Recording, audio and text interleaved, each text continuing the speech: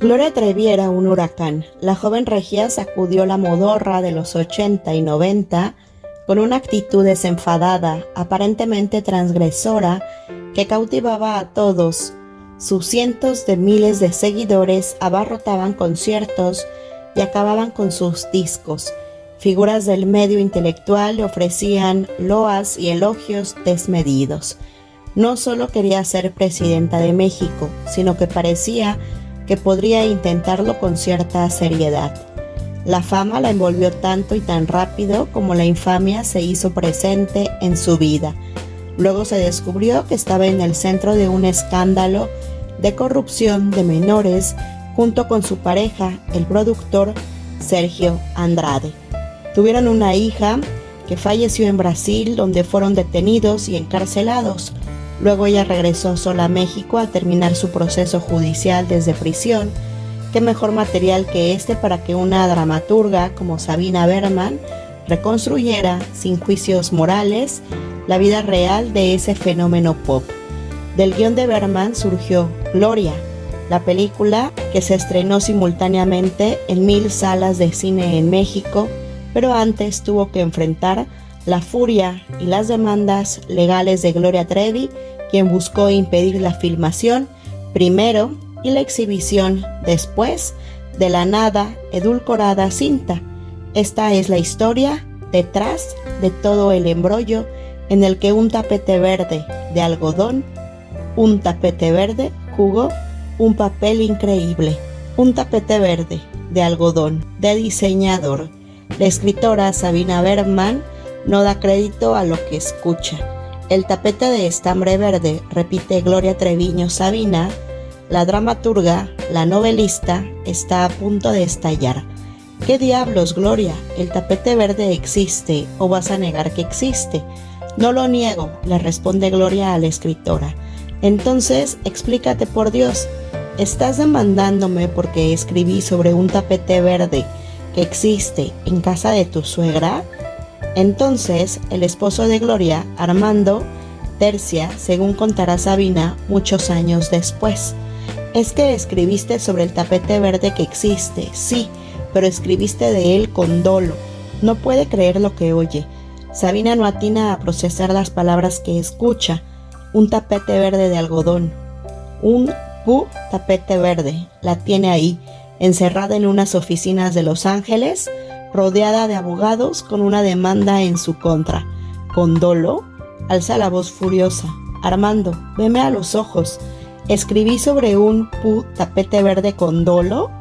Sabina explota y años después, cuando narra y escriba ella misma esta historia, el tiempo no apaciguará la ira en su recuerdo. ¿Qué diablos quiere decir con dolo, Armando? Que lo escribiste para mostrar que mi familia es de clase media, Armando responde. Disculpa la curiosidad, replica Sabina, ¿y de qué clase te imaginas tú que es tu mamá, la dueña del tapete verde? Es un tapete verde marca Armani.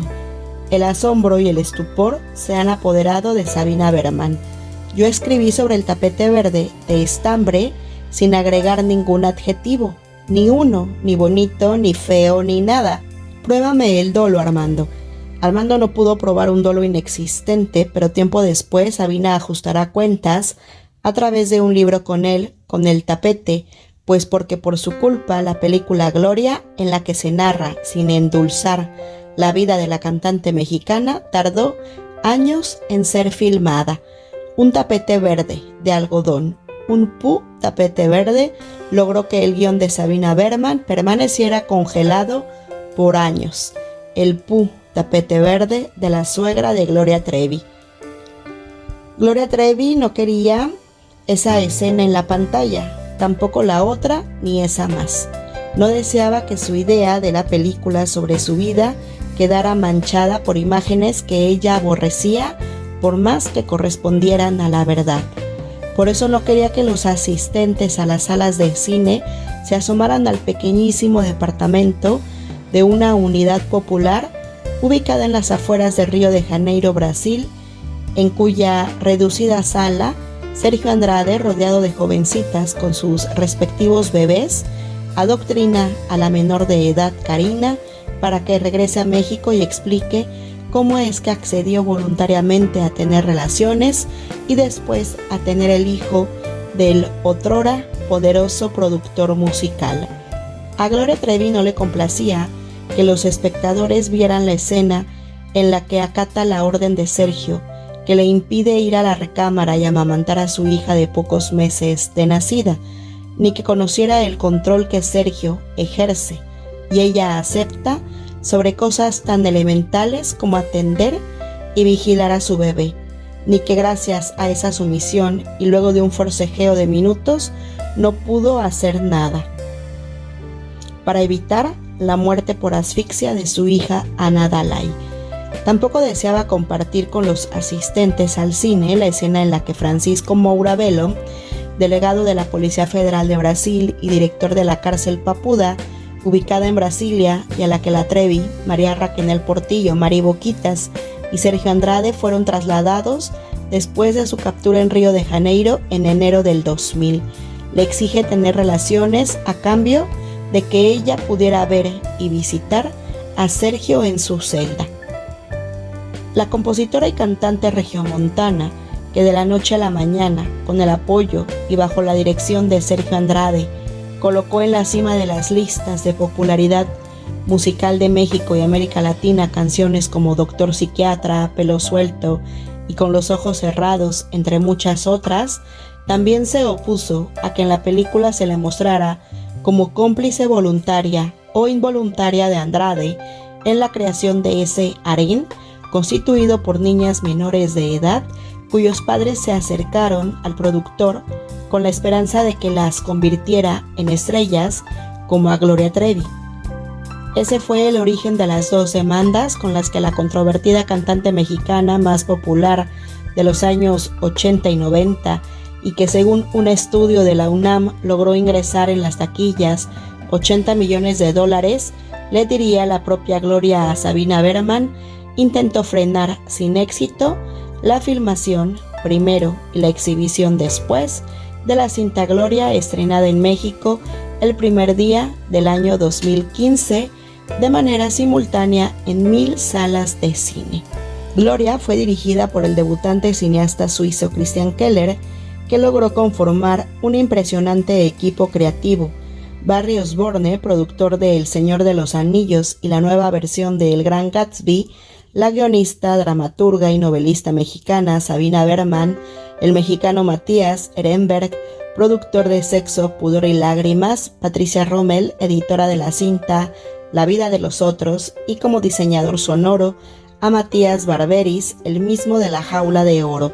La biopic de la Trevi se estrenó en febrero en Estados Unidos, subtitulada al inglés, y paralelamente se exhibió en países en los que se habla español. En el año 0 de esta historia, Christian Keller convence a Gloria Trevi a través de su entonces agente Sara Soto de que la venda los derechos de su vida para hacer una película.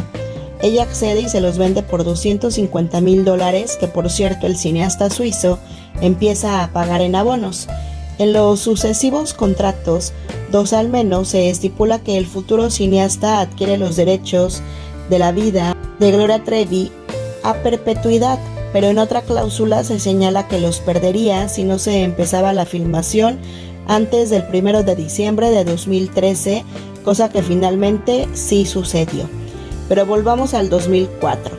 Trevi estaba en Miami, Florida, y en esos momentos en los que casi nadie de la industria del espectáculo apostaba por su resurgimiento, un joven suizo de apenas 19 años toca su puerta y se queda a vivir con ella durante una semana en la que prácticamente la acompaña a todas partes. ¿Y cómo convenciste a Gloria Trevi de que te vendiera los derechos de su vida para hacer una película?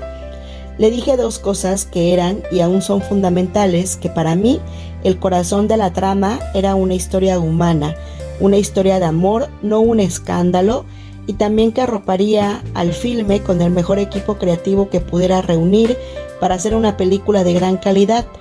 Y los derechos sobre la vida de Sergio Andrade, le dije que le daría la oportunidad de incluir su punto de vista, y como a Gloria, que haríamos una película de gran calidad. Hiciste una película sin estudiar ni haber hecho cine. Filmé un cine minuto, pero con esta cinta aprendí sobre la marcha. Fue como si hubiese estudiado la carrera completa, la maestría y el doctorado. Pasaron algunos años y Keller viajó por diversas razones y en distintos momentos a Nueva Zelanda. En uno de sus viajes le presentó a Barry Osborne, quien produjo El Señor de los Anillos y la nueva versión del Gran Gatsby, un guión de 170 páginas. Osborne lo rechazó y le aconsejó conseguir a un escritor profesional, de preferencia una mujer y de nacionalidad mexicana. Lo fácil era escribir El Silencio de los Inocentes en versión azteca. Desde el inicio le dije a Gloria que lo que me conmovía era su don para cantar y cómo ese don, de tan simple, casi mágico, la va salvando. Así fue como Sabina Berman se engarzó en esta historia. Corrieron muchos años en los que Sabina hizo el guión, Christian dirigió la película y más tarde, cuando la guionista fue demandada por Trevi, se vio en la necesidad de escribir Gloria, una historia sobre la fama y la infamia. Berman responde por correo electrónico y desde Buenos Aires, en donde estaba la víspera del estreno de su obra teatral, Testosterona. Escribí el libro porque Gloria me demandó y me acusó en los medios de comunicación de inventar su historia. La verdad, cuenta la dramaturga, es esta. Gloria me narró su historia a lo largo de horas y con un micrófono en el borde del cuello. Posteriormente, Sabina verifica lo que la cantante le había narrado y descubre dos cosas. Una, que Gloria me había ocultado ciertos sucesos comprometedores para ella y que rozaban lo delictivo. Y dos, había sucesos clave que ella desconocía. Berman dice, por ejemplo, que Trevi tenía una versión simplista y maniquea del cómo su escándalo se volvió una persecución de la Interpol. Cuando Gloria lee el guión que resulta de la investigación de Sabina, presenta una demanda contra la escritora para impedir su filmación, pero el productor mexicano Matías Ehrenberg se sostiene, el guión de Berman se rodará. Por eso, y aunque tienen algunos desacuerdos, Sabina bautiza a Ehrenberg como Mr. Testosterona y lo describe así: es enérgico y agresivo, prometió ir contra el viento de las demandas y las difamaciones y llevar a puerto la película y cumplió. Matías le pide a Berman que revise todas sus notas, grabaciones y fuentes en preparación del juicio. Saqué mis cintas grabadas con Gloria y con otras personas, mis fotos, mis notas, las marqué y las subrayé para ubicar de dónde salió o saqué tal escena. Ya que debía ordenar el material, se le ocurre que era una buena idea escribirlo de una vez. Me resultaba muy interesante y a menudo gracioso o terrible, así que lejos de hacerme romper con el productor o el director de la película, el libro es nuestra respuesta común a las demandas de Gloria. ¿Qué fue lo que más te impactó de la historia de Gloria Trevi? Lo fácil era escribir El Silencio de los Inocentes en versión azteca. Desde el inicio le dije a Gloria que lo que me conmovía era su don para cantar y cómo ese don, de tan simple casi mágico, la va salvando de los peligros en los que va cayendo. En cierto momento ella, en la sala de la casa de su suegra, me canta a capela su canción El Recuento de los Daños. Y yo me la imagino cantándola mientras camina por la prisión y me digo, ese es el corazón de la historia. Y sí, en el medio exacto de la película, Gloria canta en la cárcel El Recuento. Así que Gloria es una fábula sobre las virtudes salvadoras de la belleza. ¿Y qué dices de ella como persona? Como escribo en el libro, Gloria me simpatiza, pero a la verdad, con mayúsculas, la adoro. Soy, sí, una fan rendida de la verdad. ¿Quién miente? Yo entendí muy bien la bioenergética de Gloria. Cada que en una entrevista entrábamos en un lugar negro de su historia me decía, te canto una canción, y cuando terminaba me decía una mentira. Sabía que era una estratagema para poder mentirme, pero yo me decía, claro, es lo que aprendió a hacer, y cada que llegaba a un punto ciego, yo utilizaba la fórmula del en todo caso para que pudiéramos movernos y avanzar. Si Gloria tuviera más cultura, habría sacado una moraleja muy distinta de lo que le pasó, pero lo que aprendió la Gloria de hoy es que tienes que doblar y ser inofensiva para el sistema y dentro del sistema cantar. En otra ocasión, al salir de ver una función de la película el día de su estreno comercial el pasado 1 de enero de 2015, preguntó a Sabina: «El guión no juzga a Gloria Trevi ni se ceba en la desgracia en la que cayó. ¿Qué es lo que no le gustó?». Son 3 cosas las que básicamente quería que se eliminaran de la película, pero le dije a Gloria que no podía quitarlas porque la película perdería fuerza. Le dije que escribir un guión no es nada más juntar y transcribir datos y que hay toda una arquitectura dramática. Le expliqué, es igual como cuando tú compones una canción, hay toda una arquitectura, una estructura, no nada más es soltar notas por aquí y por allá. Además le dije, no voy a mentir jamás, y ella me contestó, no te pido que mientas, nada más te pido que lo omitas, pues no lo voy a hacer porque se perdería toda la fuerza dramática y quedaría como una historia para el canal de las estrellas, y yo no soy la persona adecuada para hacer eso. Dicen que el guión era más fuerte y que lo afresaste un poco para que se pudiera filmar. El guión fue respetado hasta la última letra. Afortunadamente, cuando firmé el contrato con Cristian, solo puse 2 condiciones, que Gloria también aceptó y firmó. 1, que ella no me podía corregir, ni Sergio, porque Cristian también compró los derechos de la vida de Andrade. Y 2, que como mi guión es un trabajo artístico, solo los discutiría con el director y el productor. Así está firmado y las 2 cláusulas se cumplieron al pie de la letra.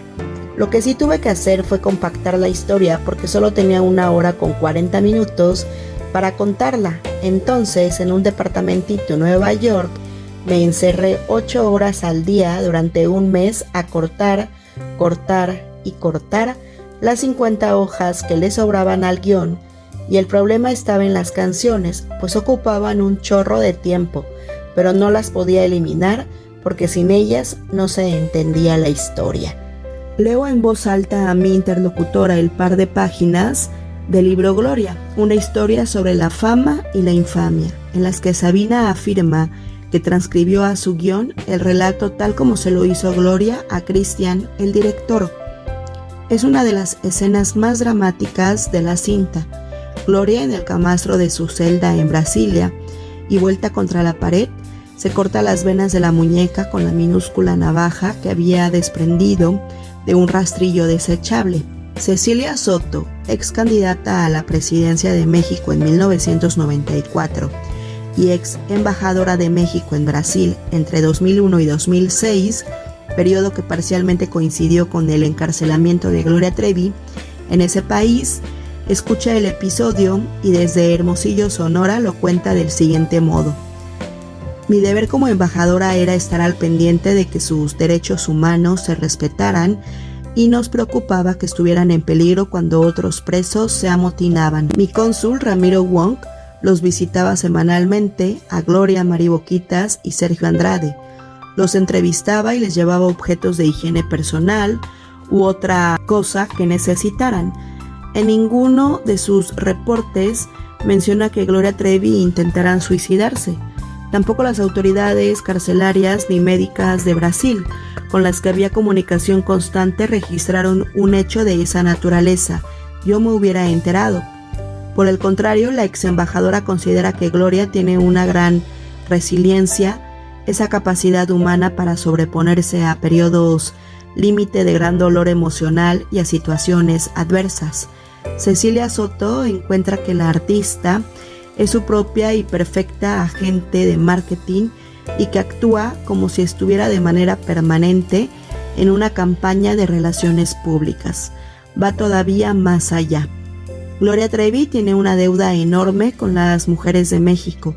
Al no admitir lo que le pasó e insistir en que eso es mentira, al repetir una y otra vez que es totalmente inocente, no advierte a esas chicas jóvenes de los peligros que hay cuando quieren convertirse en artistas famosas. Ella podría hablar desde su propia experiencia como una lección de vida para que otras jovencitas no pasen por lo que ella pasó y aprendan a decir no. Trevi vivió una situación de dominio y de esclavitud Sé, impresionante, sostiene la entrevistada. Lo que nos tocó ver en la cárcel es que solo logra romper con la dominación que Sergio Andrade ejercía sobre ella cuando se aleja físicamente de él, que es cuando el gobierno brasileño accede a que Gloria pase las últimas 2/3 partes de su embarazo en una especie de prisión domiciliar en el convento de las Hermanas Misioneras de San Carlos Borromeo, también en Brasilia. Cecilia Soto insiste en que el intento de suicidio de Gloria no es algo real. Para muchos es muy difícil no creer en las palabras del artista porque tiene una personalidad muy seductora. Se ganó a todo el mundo en la cárcel y hasta las monjas en el convento cantando a capela. Me hubiera encantado contarle todo esto a Sabina Berman. Desde un punto de vista dramático, la escena del supuesto intento de suicidio de Gloria era tan suculenta como para correr el riesgo de tener que eliminarla.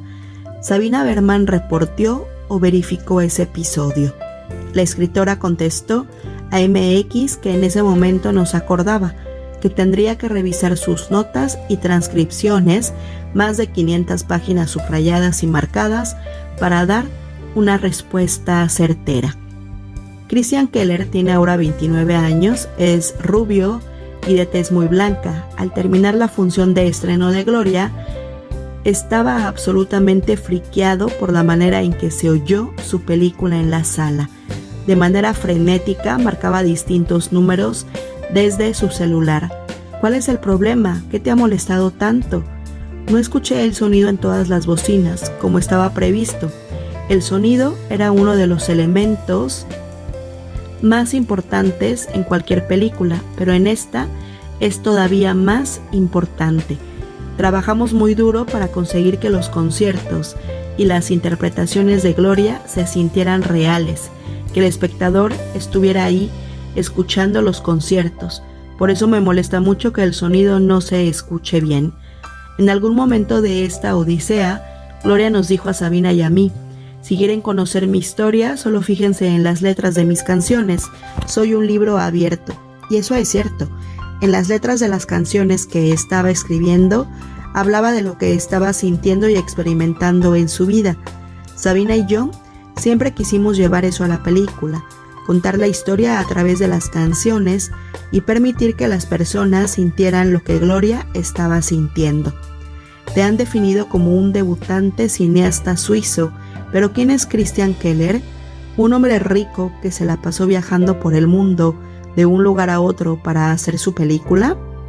No, provengo de una familia de ricos y no estudié porque empecé esta película al cumplir 19 años, hace casi 10 años.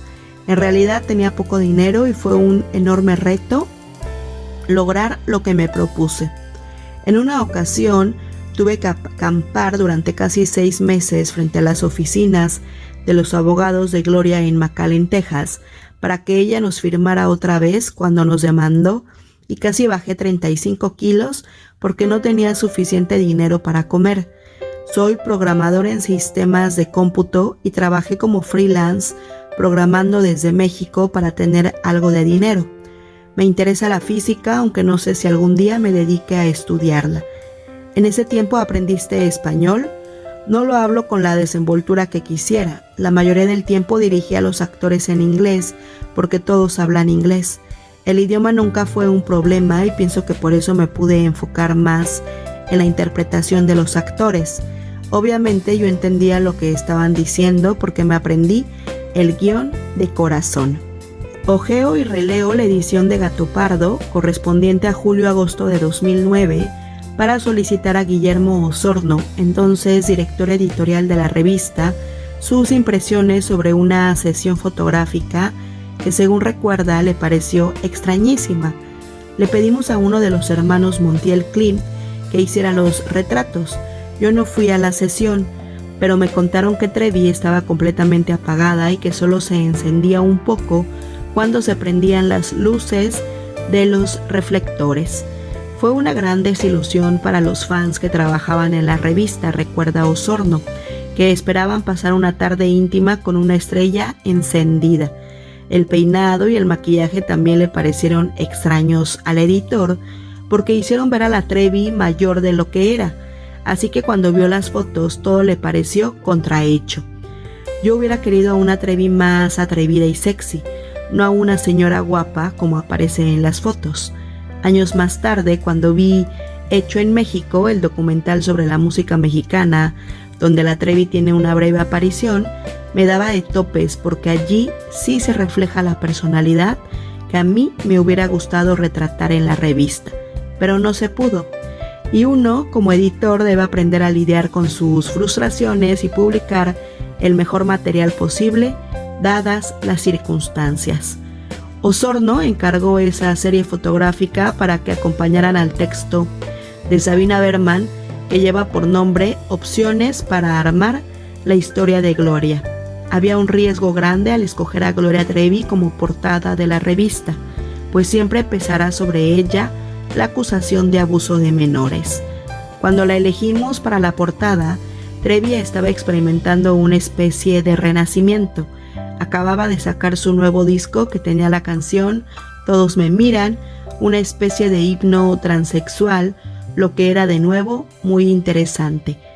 En una conversación con Dana Vázquez, la publirelacionista de Gloria Trevi, me enteré de que Sabina Berman estaba escribiendo un guión biográfico de la Trevi y pensé que ella podría hacer algo al respecto para la revista y que ese sería el pretexto para la foto de la portada.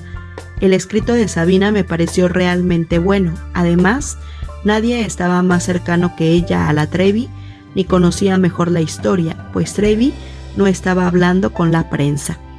En opinión de Osorno, Berman toca de frente la ambigüedad moral de Trevi, pero la coloca como el ícono pop de nuestros tiempos, mucho más interesante que Thalía, Paulina Rubio, Sasha o cualquiera de sus contemporáneas, y en un punto a la altura de Juan Gabriel.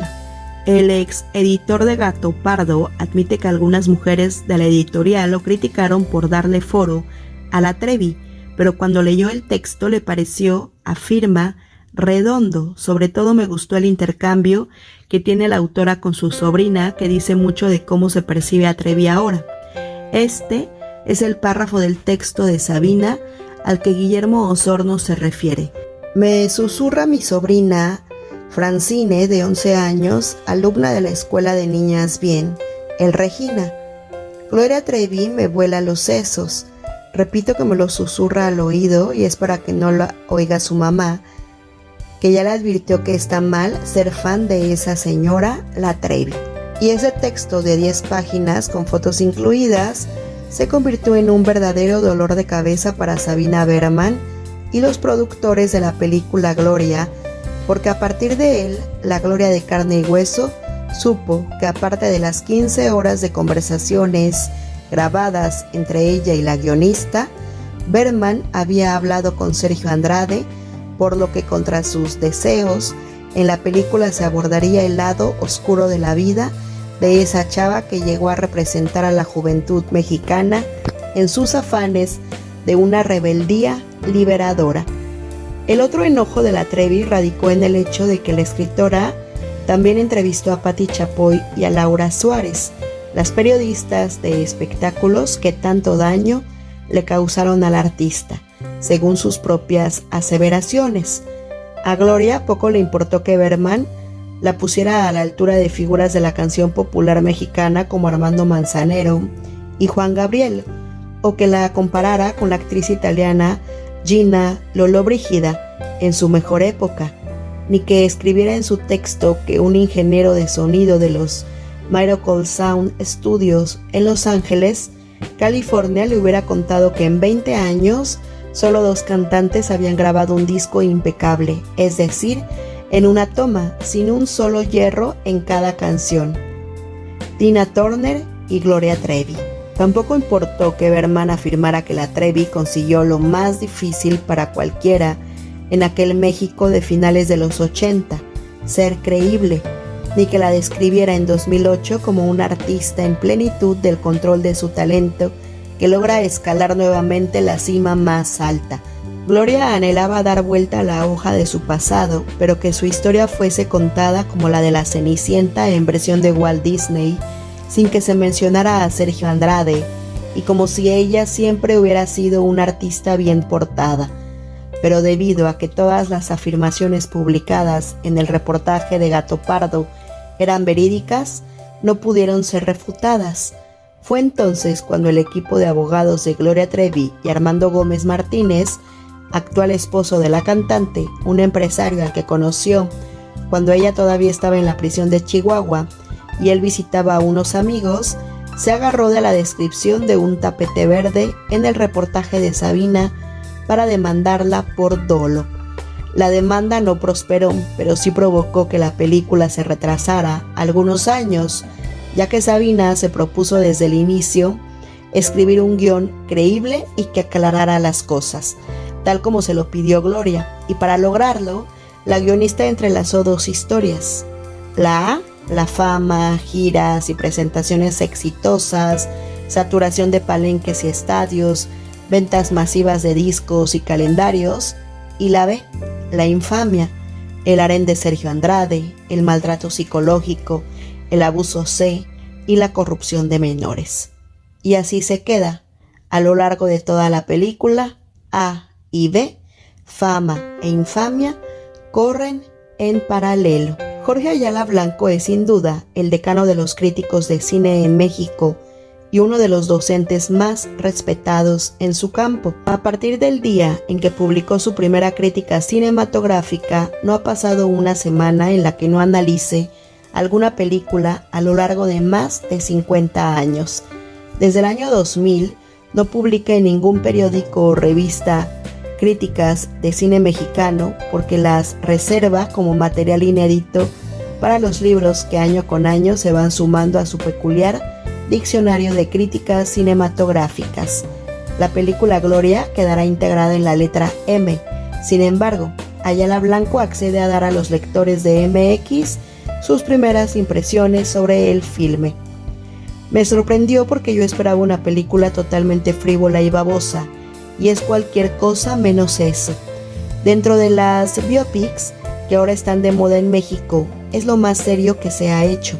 Es incluso mejor que esas películas con pretensiones estéticas que hizo Sebastián Del Amo sobre Juan Orol y Cantinflas. Me parece una película bien enfocada, en la que funciona muy bien la dramaturgia de Sabina Berman. Cada secuencia está bien desarrollada en sí misma y cuenta con buenos diálogos. Lo que falla, según mi punto de vista, es la estructura del lenguaje propiamente cinematográfico. Por eso me gustaría saber más sobre los antecedentes de Christian Keller como cineasta. Por otro lado, Sofía Espinosa es toda una revelación en su papel como Gloria Trevi. Tiene toda una energía que caracterizó a esa bomba adolescente que fue Trevi, y Marco Pérez interpreta de manera más que decorosa a Sergio Andrade. Hace unos días me decías que era evidente que el guión había sido escrito por una mujer y que la película tenía un cierto toque feminista. Digamos que el villano, si es que hay alguno, porque lo padre es que la película no juzga, sino que presenta hechos, es un Sergio Andrade que funciona como un pararrayos en el que caen todos los odios que se puedan tener en contra de un macho, pero es al mismo tiempo un personaje multidimensional. Fue un gran acierto hacer una película basada en un guión profesional, encargado a una escritora profesional como Sabina Berman. También Vicente Leñero era muy bueno haciendo guiones por encargo. La película se inscribe en ese cine industrial hecho a la antigüita y que todavía sigue funcionando en México. Un guión bien escrito y que es bien ilustrado por el director sin las pretensiones de hacer cine de autor. Otra cosa que me gustó mucho de la película es que podía haberse llenado de datos y de información, sin embargo se nota que Sabina Berman fue eliminando y eliminando hasta dejar lo esencial para entender el caso que aborda. Lo interesante es que no es una película que reivindique ni ataque a nadie, es una película que no señala culpables, nada más presenta los hechos y ya.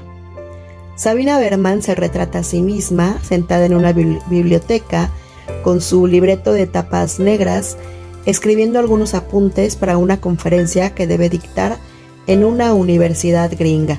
De repente, como narra al final de su libro, Respuesta a la demanda, Su mente se distrae y vuela hasta Aristóteles, el filósofo griego, que le debe reflexiones fundamentales de su adolescencia. Recuerda su definición de verdad. Verdad es cuando la palabra coincide con la cosa. Verdad es cuando la narración coincide con los hechos. Y entonces llega a su mente otra frase del filósofo: soy amigo de Platón, pero soy más amigo de la verdad. Y ahí todo se acomoda, se sincroniza, adquiere sentido. Su memoria recupera la plática con Gloria Trevi cuando a ésta le pidió que buscara una historia clara y cierta de su vida. Una historia lo más apegada en lo posible a la verdad. Dijo Gloria, recuerda a Sabina, para que la gente sepa con claridad qué sucedió. Sabina entonces se dice que esa historia, la de la película y su maltrecha amistad con Gloria Trevi, vale la pena ser contada, y escribe en su libreta de tapa negra una primera frase: el tapete verde.